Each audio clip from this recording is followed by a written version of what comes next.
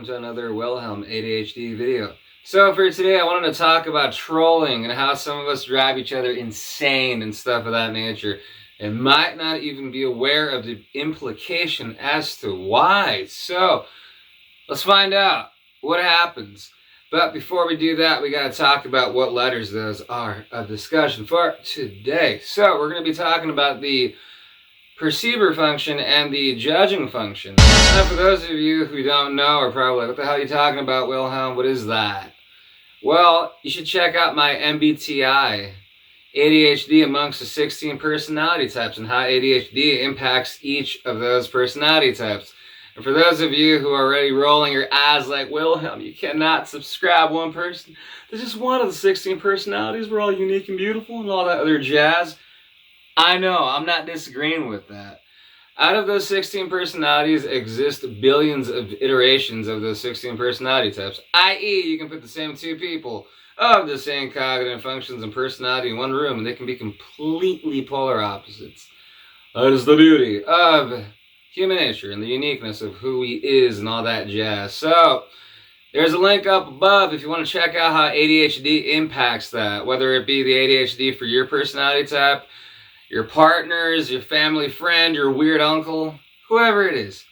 It's included in there. The link is above to a playlist of the 16 personality types and how they affect ADHD. And for those of you who have already checked that out and are probably wondering, well, how does the different cognitive functions of personality affect relationships? Bada bing! There's a link above to a playlist for that as well, if you want to check it out. We're trying to provide resources over here because knowledge truly is power, and applied knowledge and refined knowledge truly is victory and power. So I really do feel that it's important to know oneself.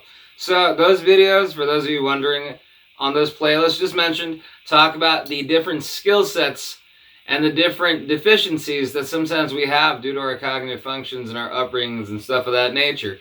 And splatter in the ADHD and all the chaos that can ensue. That's what those videos talk about, how it affects the individual, and the other ones talk about how it affects the relationship. So for today, out of those 4 letters that create a personality type, whether it be the first one, the extrovert or introvert, and as you can see for the different letters above, look at the picture above. Here is a really quick guide as to what the different letters do. A really simplistic guide, if you will.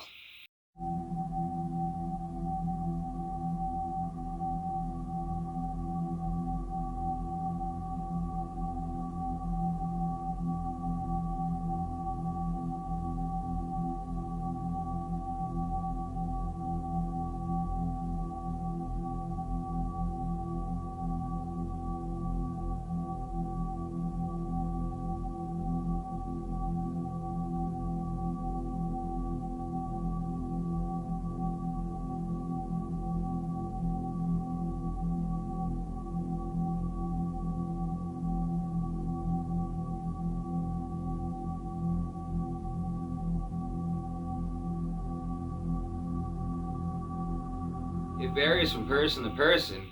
The ratio of these things mentioned in these letters varies greatly by individual, by culture, by region of the world, by the part of town, by the part of state, and all the details that come with socialization, the media, the rest of the manipulative forces that make us think how we think.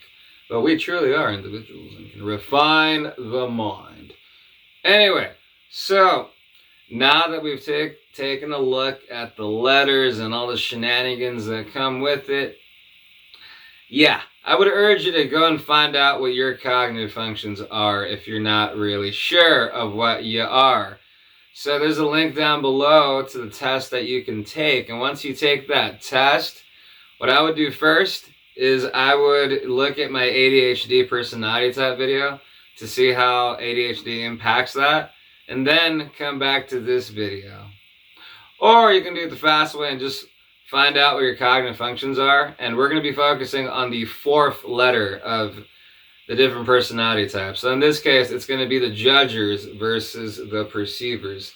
That 4th letter As you can see from the pictures that we saw earlier, perceivers and judgers are very different.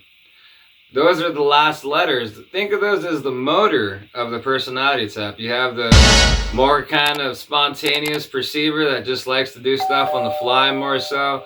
Hey, let's leave stuff open so when we know more information, then we'll decide. Whereas the personal J function might be like, no, let's make a list and stick to it. We got to make a regimen. We got to really kind of go with what we got to do. We can't like alter the plans. Those are two perhaps extreme examples and very simple examples at that. So now what we got to do is let's take a look at some of the implications that arise from having that J function and perceiver function unbalanced, and how some of these things, when they're unbalanced, we can really trigger somebody else's rejection sensitive dysphoria. So for those of you wondering what the hell is rejection sensitive dysphoria, there's a link to a video above for you to check that out. And in short, just to make this short, because this video is not about rejection sensitive dysphoria and the details that come with it, more so it's about how these two functions affect or can trigger rejection sensitive dysphoria in some individuals. But for the sake of this video, a quick definition of rejection sensitive dysphoria is for those of us, or for a lot of us who have ADHD, we have difficulty sometimes receiving criticism, or we have difficulty when we go out of our way for somebody and then we ask them for a favor and they can't come through, and it feels absolutely devastating because they let us down. Or the exact opposite, when we let somebody down and we just feel like it's the end of the world, we can never see that person again, we don't ever want to be around that person or go to that place, and it really stops us from doing a lot of things because there's a lot of anxiety and we just want to avoid that dreaded feeling. Some people have described it as depression, feeling suicidal, just feeling really bad. So the video I put the link up for above earlier, yeah, it's for rejection sensitive dysphoria. So it's really important to understand rejection sensitive dysphoria. And for those of us who already know it, I made another video as to how to manage it. The video I put up earlier was on what it does and what to look out for. This other video I made, which there's a link up above to if you want to check it out, is how to tame RSD during the process and how to prepare for the next calamity that comes with RSD. I really recommend you check it out. I try to put as much helpful information in there as I could for those people that really struggle with RSD. Because RSD is no joke. It's pretty hard to deal with. And some people, I'm sure in your life, have told you, hey, stop over-exaggerating, pick yourself up, just go and do it. Other people can. Why are you really acting dramatic and stuff of that nature? Folks, people with ADHD, we feel our emotions really intensely. And this is due to our central nervous system being heightened and a variety of other reasons. As you will see if you watch some of my other videos, I try to provide as many resources on this channel as possible, just because I truly believe people can change and improve and refine themselves once they know information and know more about themselves and apply that knowledge to refine the self. I truly believe it. Anyway, enough of the resources and enough of the infomercial. Let's go into how perceivers and judging types can drive each other up the wall sometimes with ADHD and RSD and not even be aware of it. I've seen it happen, and it's happened to me. Let's take a look. The following examples you are about to see are mere parodies and exaggerations of one archetype of the personality being parodied.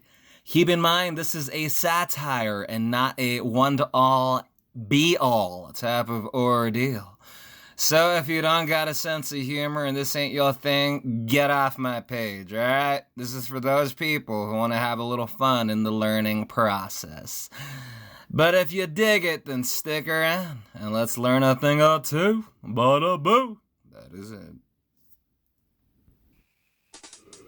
Oh, well, the amount of incompetence in my job really just utterly makes me despise my coworkers. But, well, if I really had to think about it, I guess I don't really like other people's incompetence and how I have to be the one to do everybody else's work when they leave, and then the boss just tells them good stuff. But you're sure you don't want to talk about Star Wars or... okay. Well, if you do, just let me know. I have 5 days free where we can do just that. Pumped, inspired, and motivated to eliminate thusly and equivocally every incompetent employee that comes along my path. I mean, hey, when I was young, I was taught that one must conquer and must go on the conquest. And by that, I will eliminate each and every one of you employees that shows incompetence. And I'm sorry if I come off a little brash. I had quite a bit of coffee this morning, 5 cups to be exact, but when you're the CEO of an establishment, you need to be up and roaring at 5 o'clock in the morning. Yes, pumped and motivated. With this mindset, I can really conquer and just crush the competition. I mean, it's not even gonna be a question at this point. And let me tell you, once you remove the incompetence, you will have enough money to help and assist the local nursing community.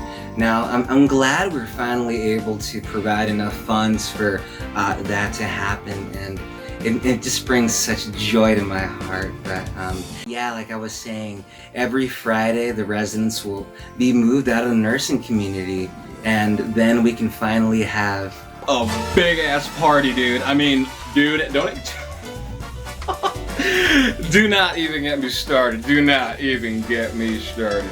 Dude, I mean, I can just see it now, man. You know what I mean? Well, anyway, hey, you wanna know something? Throw a good party. Dude, just ace in the game, man. Don't even worry about it, dude. I got you, dude. I got you. Don't you are the man. Don't even worry about it. I got you now. Dude, this outfit is totally gonna get me in touch with my hidden potential and the deeper within. I mean, well, you know. I don't know. I just feel such a light just remanating in this room, and it might be you, but I don't know. But regardless though, thank you for stopping by today, and you know, it is quite a warm day today, so I'd like to mention that there is a very inspired urge to work with tools, work with artillery, and work on cars, man. Hey, man, whatever you need, dude, I got you right here, man. Bring me some old school parts. You know, maybe car parts for 68, dude. I got you, man. Don't even worry about it, man. Got the whole system on check, man. Call me Mr. Fix-It. Whatever you need to work on, I'm your guy. Just hit me up. I'm pretty sure I can get at a much cheaper price. I mean, FYI, I mean, you can totally just get that. What am I telling you for? Anyway, sorry. Get it together. Okay, I'm back. Well, first off, you know what? Before I forget, let me tell you, I'm sorry if I'm just a little jittery. I completed 5 of my bucket list goals just this morning. You know, I ran the 10K, and then I went skydiving, and then I, climbed a couple of mountains, and, I shouldn't be excusing myself. It's kind of a bad habit that I have. Don't you think? Well, anyway, I just wanted to, anyways, let me keep on going with you. What is it? 10K, skydiving, climbing a couple of mountains, and then drawing anime for the last 5 hours. I'm so sorry. In general, it's me. It's just I haven't spoken to anyone in the last 5 months almost, besides my 9 cats. But whatever question you have, I guess I can answer it if it's not too personal. But yeah, please don't make fun of my anime eyes, by the way. Are you gonna edit that out? I'm so sorry. Again, it's me. It's just the lack of contact, and I just haven't seen the sun in a few years. But yeah, I'm working on it. So it's okay. But anyway, I've been working up the courage to call back my friends. It's taken me quite a while. It's been he messaged me about 3 months ago, and I'm thinking of replying back, one of these days, and then bake cookies for the entire staff at the office. I know.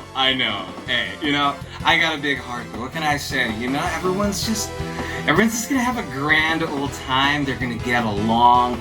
They're gonna like me. They're gonna like each other. It's just, I did get only 2 hours of sleep, but hey, I'm still pretty, upbeat and chipper and ready to go. So, pretty sure they'll appreciate the amount of extra and most certainly necessary work they're gonna have to do at the gym. And yes, it's really good to get in shape. They're gonna have to have a trainer yelling at them just like he does at me. And that's exactly what I need when I'm working out. I need someone yelling at me, berating me, making me feel absolutely horrible so I feel absolutely amazing. So everybody else needs that too. So anyway though, now, let me ask you, first off, is this interview going to help me in my company? Is it going to help me, number one, become Employee of the Month? Yes or no? Answer the question. Oh, it's not? Really? Okay. Well, let me call the fashion police. Are you kidding me? The feng shui in this room is totally apropos. Well, first off, I can't even understand why that person would not compliment my $500 scarf that I got in, well, anyways, it doesn't really matter. Is it really 3 a.m. already? Well, anyway, I'm not going to be able to call the fashion police now. Am I? What are you going to do, right? Okay? Don't even get me started on the hors d'oeuvres. Or looking at this room now after analyzing it, just looking over a couple of things, I've realized that I want to make this room really look more like Uncle Fester's man cave. Just kidding. But to answer the business question you got, I've been working on myself business. And it's going to help a lot of people, and it's going to bring forth innovation and stuff of that nature, and where people will be empowered. Oh my god. Where we can feel like, hey, a deeper sense of community and just connection. Just think of the possibilities. It's like we can just do so much. And then finally after that, we can all connect and just smell my flatulence. Ha! Just kidding. But anyway, hey, after a long week at the office, hey, if I want to cut one or if somebody else wants to cut one, by all means, go for it. Who's gonna stop, right? But anyway, Friday night, nice night out with the boys and stuff of that nature. Some shenanigans can be expected. What are you gonna expect, But with that comes a lot of fun, a lot of good times. We can get pumped up and then afterwards see if I can solve one of the company's problems. I'm feeling inspired, maybe even one of the world's problems. No promises, though. No ego here, you know what I mean? But anyway, though, just generally speaking, I like to enjoy a nice night out on a Friday night, have myself a good time, and go out with the squad, so to speak, go grab some food, or, go to a sporting event, things of that nature, and just basically appreciate and also question why I even came out with these people in the first place.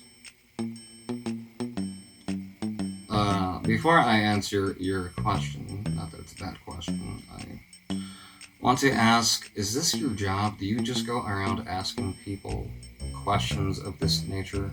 What does that pay? Is it worth any of the cause? You know what? Never mind. I would have to socialize constantly, and the pay probably isn't very good, but no disrespect. But just what annoys me about work is just, if I can narrow it down to it, people. Short answer. There you go.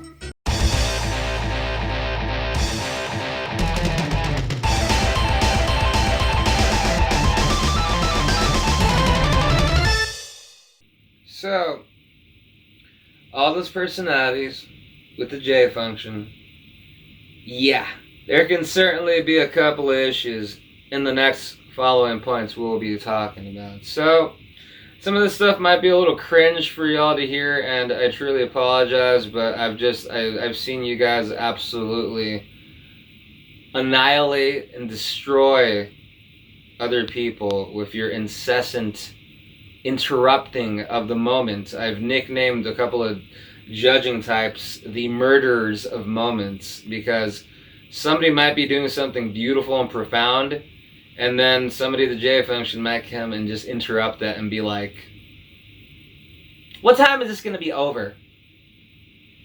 Shouldn't we be doing this? We spent so much time doing this. And other phrases of that nature. So, let's find out what these personality types and what happens. What do they do? What do they got trouble with? This is focusing on that fourth letter only for now. So, we see that the people of the judging function, some people, not all, of the J function, have difficulty being present in the moment. Their upbringing, for better or worse, has taught them that tasks, sticking strictly to a schedule, goal completion, and sticking to the plan no matter what, are all absolute truths and things that one should aim to never break. This, in the long run, can be very damaging. So, Wilhelm, how can this be damaging? So, let's talk about this in two different ways. We're going to talk about first how this J function unbalance issue can affect the life of someone with the J function. And then we're going to talk about how y'all can negatively brutalize moments of perceivers and really trigger their rejection sensitiveness for you. And don't you worry, we're going to be looking at perceivers in the same light in just a couple of minutes, i.e. minutes, okay? So, fret not. Anyways, let's talk about it now. So, some of this stuff is going to be a little serious, so I do urge you to get a little comfortable. If you're not in the best state of mind right now, perhaps now is not the best time to watch this video, but other than that, let's jump on into it. So, if your J function is really unbalanced, perhaps you came from a home where one or both of your parents were very demanding on you consistently and didn't let you slack off, and if you did something harsh or wrong, they corrected you immediately, consistently, and over again. Admitting mistakes perhaps is not easy. Admitting you can't do something perhaps is not the easiest thing to do sometimes, and you overwork yourself and you're not aware that you're overworking yourself. And when someone's telling you something, you're already thinking of plans of how to refine your system. The person's not even done telling you something, and you're already like, okay, next time I'm going to do this, and I'm going to do that, and it's not going to go wrong. And you're just like, you're not even paying attention to what the other person's saying, because you're already planning on refining yourself. Things of that nature can really be a detriment to your mental health and your physical health. It's good to have a regimen. It's good to have a structure. But life happens. Situations that we don't really know are going to happen arise a lot of the time. And if we don't have that J function balanced out to where we can improvise or change plans or amend and change those plans and make them work for that moment, I know quite a bit of people with the J function had difficulty doing that. They're not the best improvisers, and they have a meltdown. God forbid you change the schedule meeting from 3 o'clock to 3:30, because to them it makes a humongous difference, and yeah, they feel brutal. They go into like hyperventilating mode and anxiety, panic attacks, and it's pretty bad. That's from years of having intensity, perhaps from teachers, your parents, or other people thrown at you. And a lot of people at the J function, they like to take extracurricular activities at school growing up. They join the honor roll at school, AP classes, and a bunch of other, as I as a perceiver would like to call, glorified slave positions at school. But that's just me. It's my opinion. Anyway, but they like to get into those things. And I do feel that that stuff is healthy and helpful for a lot of people. Do I think it's healthy and helpful for everyone? Hell no. That's not what the research shows. Going back to people at the J function, you have a life where you have a trajectory where some people, the J function, their life is already planned out. The people that go to really high-end, maybe Ivy League universities, their life trajectory is already mapped out. And guess what? Something goes wrong in that trajectory. It's like, boom, meltdown, because you're not ready for the change. Or for some people, the J function, they beat themselves up so much and take so much on their shoulders and maybe even take it with pride. What ends up happening is they end up overworking themselves and exhausting themselves past their limit. And some of them just start to become bitter, resentful individuals. Little by little, their quality of work starts going down. Little by little, the quality of their life starts going down. And unfortunately, sometimes little by little, the quality of their character starts going down. I have seen many people with the J function go into their shadow personality type. That's when all 4 of the letters of one's personality type, switch over to their opposite function. And you go and you start acting like the worst of yourself, the worst aspect of your personality that has not been trained, that you kind of left in the shadows in your younger years, and that takes over. And you start treating people horrible, perhaps in ways that you never did before. And that's perhaps because you overworked yourself, because that's the only way you know how to go, is full on, non-stop, exhausting yourself and accomplishing the goal and task until you are absolutely exhausted and pushed to the limit. I'm here to tell you, balance is key. Knowing when to apply a J system of regimen and consistency, and knowing when to say, hey, it's time for a timeout for me. I need some self-care. I need to step aside and not overdo this on myself so I feel better and my work productivity is better and I treat my close ones and family members and friends and colleagues better, instead of pushing and exhausting yourself and treating those around you horribly because you're not feeling well. That's not fair to you, and that's not fair to other people either. So if you are someone of the J function who has that difficulty and perhaps doesn't know how to manage a system and a regimen and modify it to make them work, to make it work for them, if that's really hard for you and you have a hard time being in the moment, what that does, having your J function so strong and just going at all times, you miss the little things in life. You miss the moments in life. I've seen little kids, I've seen teenagers and other people go and show their parent, hey, I learned how to do this, or I made this. And you know how many times I've seen a parent of the J function tell the kid, did you do this already? Did you put the laundry away? Did you pick this up? Did you do your chores? Did you do your homework? They don't even acknowledge what the kid is trying to tell them, what the person is trying to tell them. You have to make the moments matter. I'm not saying that the laundry and all that stuff I mentioned doesn't matter. It does. But acknowledge the moment of what's happening. If your son or daughter, your friend or somebody is showing you something that's from the heart for them, you make that moment for them. Who cares about what happened before, what's happening later? You become present in that moment and you make that moment. You help that person you're talking to appreciate that moment. Don't worry about what you have to work on later. Stay present in the moment. That's where the beauty in life lies. If you're someone of the J function who has trouble with that and you don't know what to turn to, I present to you an INFJ who was so unbalanced. He did everything someone of the J function and his family required of him to do. He overworked himself, went to high-level schools, and he was exhausted and done. And what he did is he just balanced out his J function and lived in the park and just walked around and immersed himself in the moment. And he made a whole book about that. It sold millions of copies around the world. I read the book. I'm not a judging type, but my Enneagram, which is a different psychology test, makes me very J-like in how I do my stuff. So I read this book. And this book above, it's called The Power of the Now. It's a profound book for any unbalanced J type, for any person of the J function who has trouble balancing themselves out, being in the moment, appreciating it, or maybe have an ego problem and complex that your self-image of yourself is so tied into your work ethic that you feel maybe without your rigid work ethic that your sense of identity is gone. I'm here to tell you that's not true.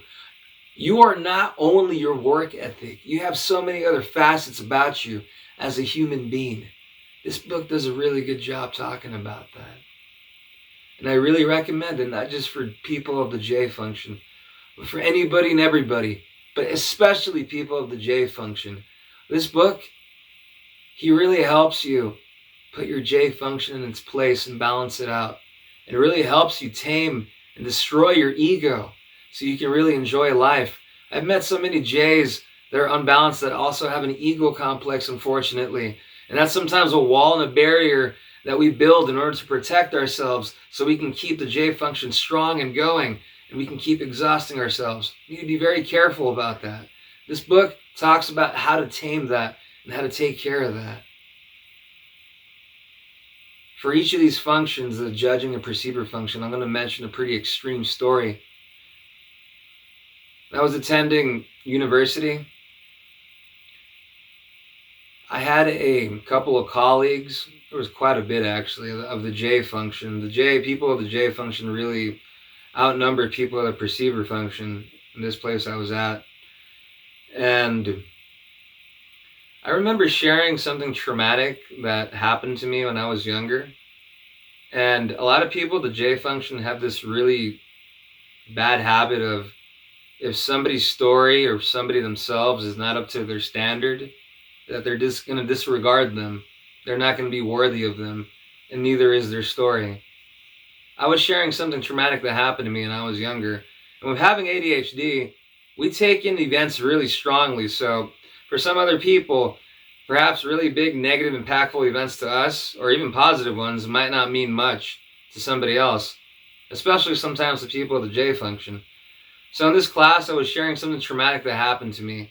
And there was multiple ENFJs and ESFJs behind me that all muttered out that my trauma was not really trauma because it wasn't mentioned in the book, and the author never spoke about that for that class. Now, had this been my undergrad years in college, I would have told these ladies behind me that they can take the author's opinion and their opinions and shove them up their keisters. But by that point, I was in grad school and I had learned a lot better. I was just like, okay, these people are just, unfortunately, they don't know. They don't understand ADHD. They really don't get what they're saying. But with that mentality, I knew a lot of these girls were overworking themselves. Don't get me wrong, grad school is very hard. You really have to have a strong work ethic. But people with the J function, they get into programs that are a bit advanced and really fast and really kind of have you go, go, go constantly. If you overwork yourself that much, mentally and physically, you're going to burn out. I told myself, these girls might not know what they're saying, but I feel life is going to throw them a hardball eventually, because you can't work that hard and have such a rigid J function and not get negatively impacted by that. And I kid you not, a couple of weeks later, one of those girls, from what I heard, I don't know how true this is, but it seemed pretty serious because I've heard multiple people talk about this, and one of the instructors was notified. One of these girls had a heart attack.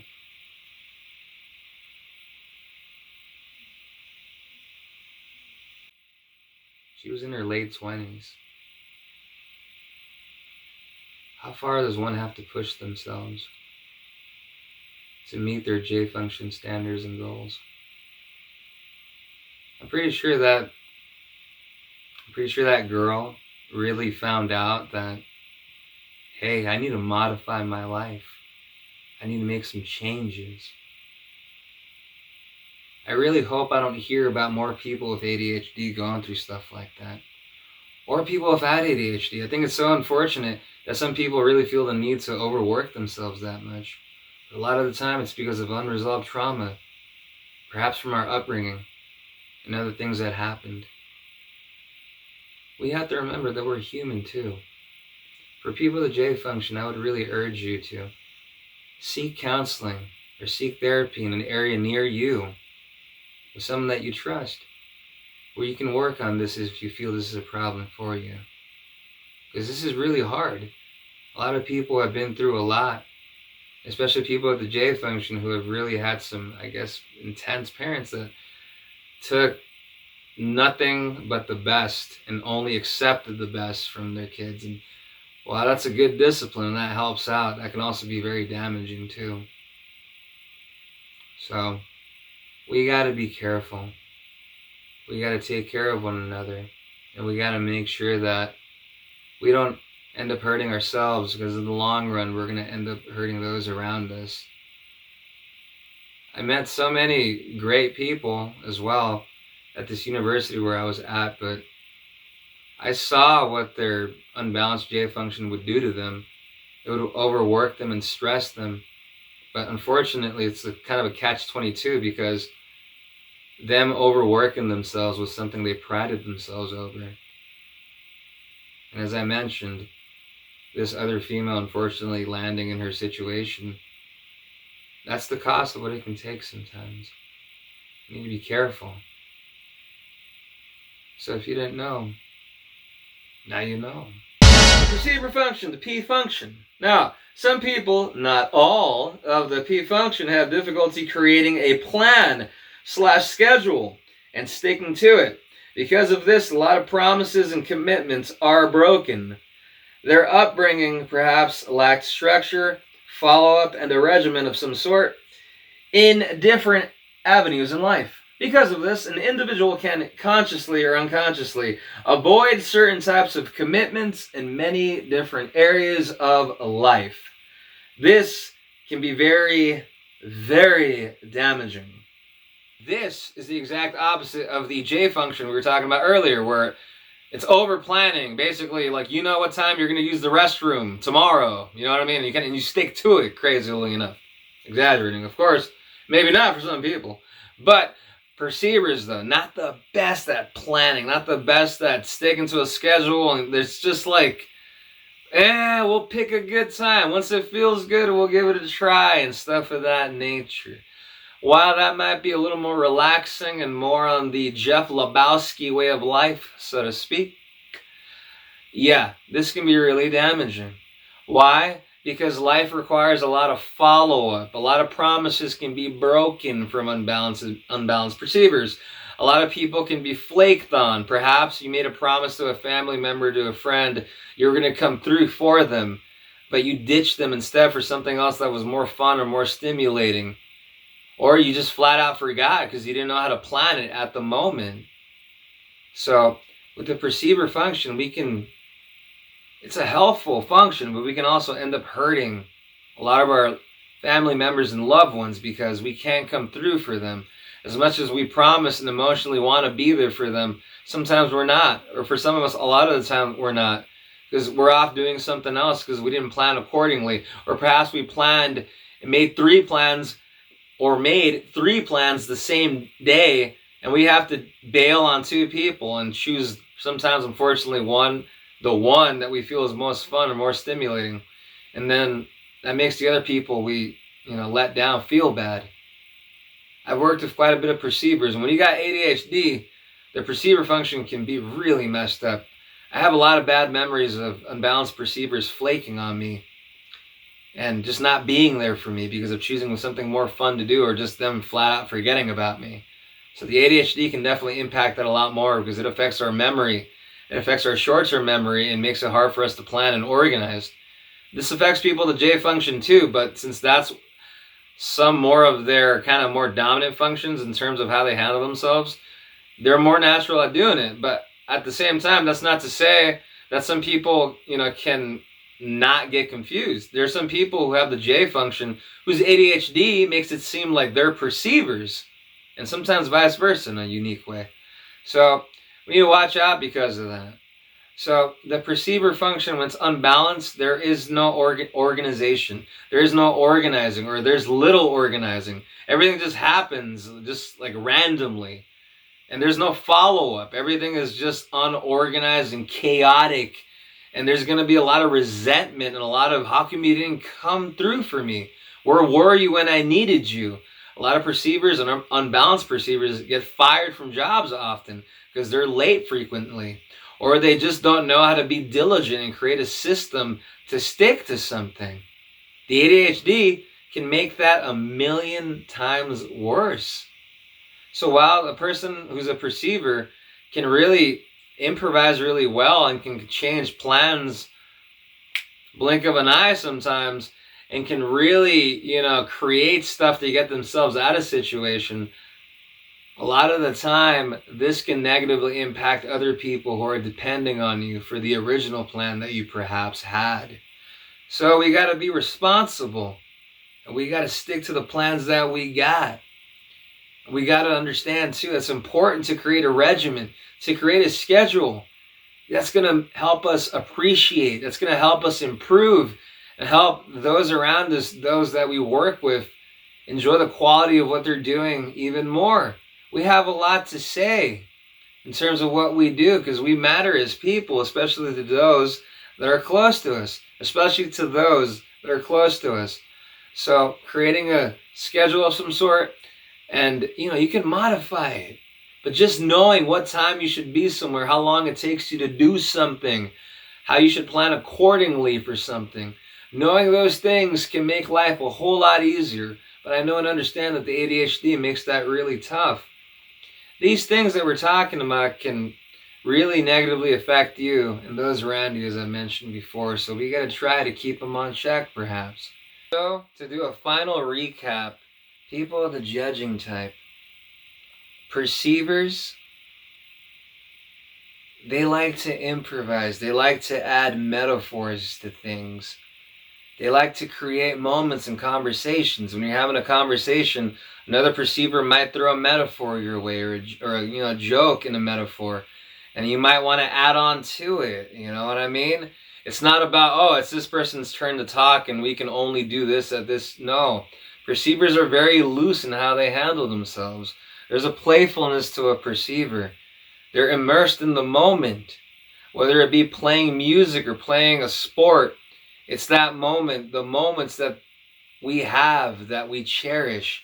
And perceivers really know how to make a moment. And perceivers really know how to appreciate the moment and give the moment its validation. I hear the word validation used a lot.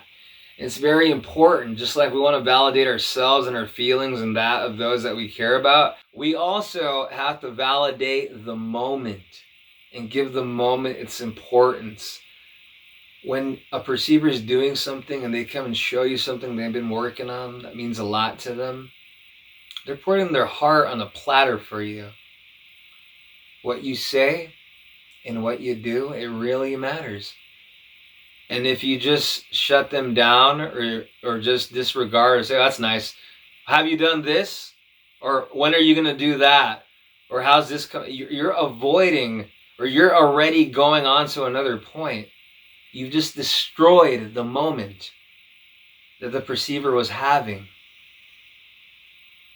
I don't know if some of you are aware of that, but when a perceiver is doing something or is showing you something, give them the time and care and importance that they deserve.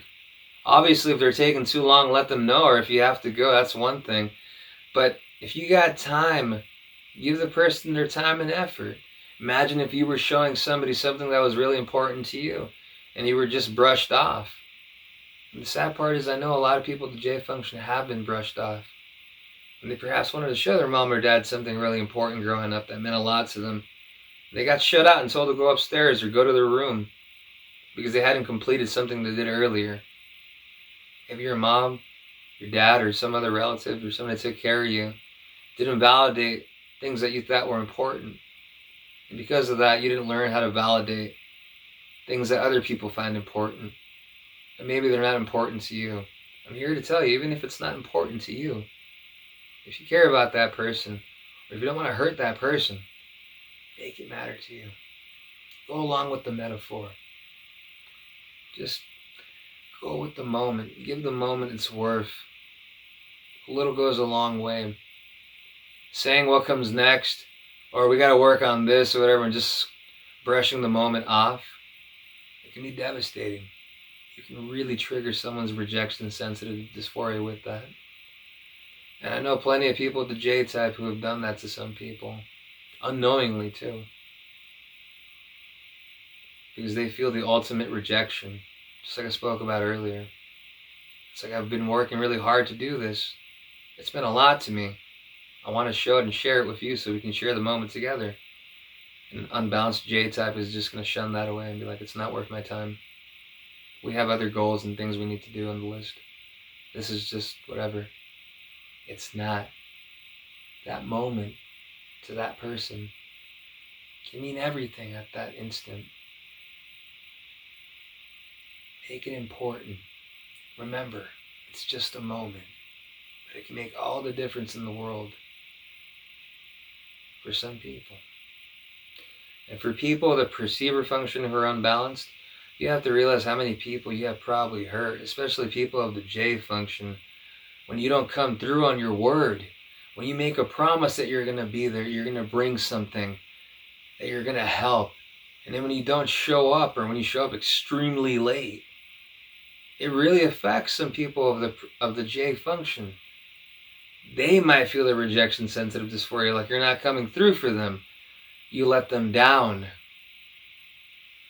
Unfortunately, this can go both ways too, because some people of the perceiver function, they themselves can feel like they let the other person down, and like they never want to face them because it's too hard for them to do so. People that perceiver function that are unbalanced, learn how to make a regimen for yourself. Use your phone. Use the notes on your phone. Use alarms. There's so many good apps that help with organization, and many good ADHD apps that can help you plan and organize and help you find out how long it takes you to do and try certain things so you can learn how to better allocate your time. That way you're not causing other people to have the rejection sensitive dysphoria be triggered, and you're not basically triggering it in yourself as well. It's all about balance. Each of the 4 letters of every personality type can be balanced. In this case, we're focusing on the perceiver function and the J function. It truly is about balance. I believe someone who has both the perceiver and J function can make wonders. I'm trying to work on that on myself as much as I can. And I truly believe that each and every one of you watching can do the same. It truly is possible. Imagine having your J function sharpened, where you can create regimens and structures and stick to them. And then when you need to modify them or need to give yourself some time off, you can do that as well. That's really, really helpful. That's balancing out the J function and the perceiver function. And that's what we need to succeed in life. We need follow-up, which is really hard with ADHD. Everything we're talking about is easier said than done, because the ADHD makes it a whole lot more difficult, because we have issues with impulsivity, with distraction, motivational issues due to lower dopamine and norepinephrine levels, and many, many other neurotransmitters. For any of you curious as to how the chemicals in the brain impact ADHD, I have a link above to a neurotransmitter brain chemical series of how chemicals and the lack thereof in the brain negatively impact ADHD. There should be a link above if you want to check that out. All these things are really important. We need to validate what is important, not just to us, but to those around us that we care about and want to be considerate to. Knowing our cognitive functions, knowing our ADHD, not only knowing them, understanding them, but applying the knowledge that we learn is true victory, because then you refine yourself, then you grow, and then you stop hurting people. So now, for those of you watching who didn't know, now you know. Put into practice these things we spoke about, whether you have the J function or the perceiver function. Aim to balance yourself out. Anyway, folks, that's it for this video. This is Wilhelm the Esoteric. I hope you guys enjoyed and learned something from this video and can help yourselves out. Anyway, this is Wilhelm, your ADHD comrade. Over and out.